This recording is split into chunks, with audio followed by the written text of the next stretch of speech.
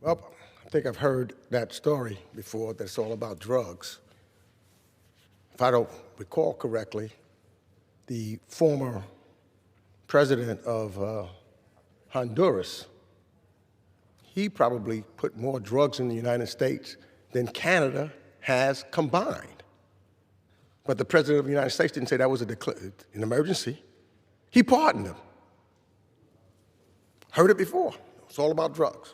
That was the case. What is the case, what is the fact, is that in the last year, tariffs has cost American families nearly $1,700. And that cost is expected to increase in 2026. That's the case. And since these tariffs was imposed, U.S. exports to Canada have fallen by more than 21%. When I go home, my constituents aren't telling me that they have an extra $1,700 to spare.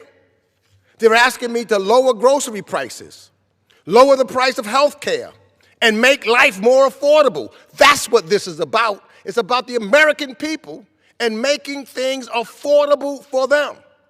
So, today's vote is simple. Very simple. Will you vote to lower the cost of living for the American families? Or will you keep prices high out of loyalty to one person, Donald J. Trump? That's what this vote is. That's why we pressed for this vote today. That's why a day is a day. And we finally get our chance to have the members of the House vote their conscience. Do they vote for the president and his ways, or do they vote for their people, their constituencies? So let's be clear about this so-called emergency Donald Trump declared on Canada and so many other countries where no emergency exists. You know, for over 50 years, emergency authorities have been declared.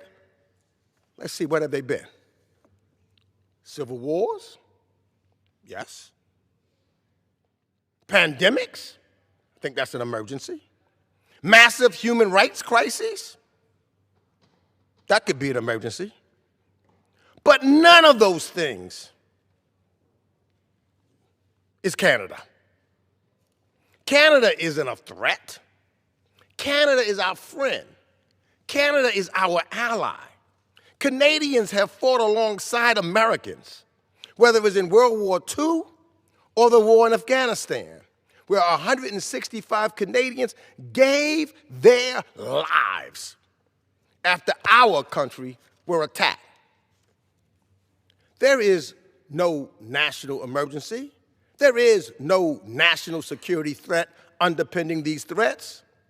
In an interview just last night, Donald J. Trump admitted he placed tariffs on Switzerland. Why? I'll tell you why. Simply because he didn't like the way its leaders spoke to him. So he put tariffs on Switzerland. That's not a strategy. That's impulse. That's a person who's just trying to say that he's the king. And guess what? For that impulse, who's going to pay the price for it? Who's going to pay the price for that impulse? I'll tell you who. It's the American people. Your morning coffee, your kids' chocolate, life-saving medical devices. Guess what? Those are the Canadian goods that are being hit by 35% tariffs. Americans are paying more for health care and their daily essentials during an affordability crisis. Why? Because of a manufactured emergency and one person's ego. And the damage doesn't stop there. American products, what about them? Well, guess what? They are being boycotted across Canada. Now, don't believe me? Just look at the president's social media post from just 2 days ago, where he said, quote, Ontario won't even put the U.S. spirits, beverages, or other alcoholic products on their shelves. Tourism from Canada is down 30%. People in the hospitality industry, Las Vegas, my home state of New York, Chairman's home state of Florida, are losing their jobs because Canadians do not want to come to the United States of America. And what are the American people getting in return? I'll tell you what they're getting. Higher electricity costs than one of the coldest winters in modern history. I'll tell you what else they're getting. Higher food prices, higher costs for industrial goods and health care. These is heads we lose, tails we lose.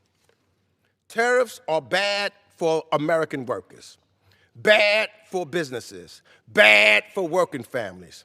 And instead of addressing the affordability crises, which the president has called a hoax, Republicans have spent a year blocking this vote to protect Donald Trump rather than doing the job to help the American people and what the American people did send us here to do, to lower costs. That ends today. Every member now has to go on record. Do you stand with the disastrous trade war or with your constituents who are demanding relief? It's time we end this so-called national emergency, because the only emergency here is the economic one created by Donald J. Trump's tariffs. I urge the adoption of the resolution and the termination of these unnecessary and harmful tariffs, which are just taxes on the American people. And I reserve the balance of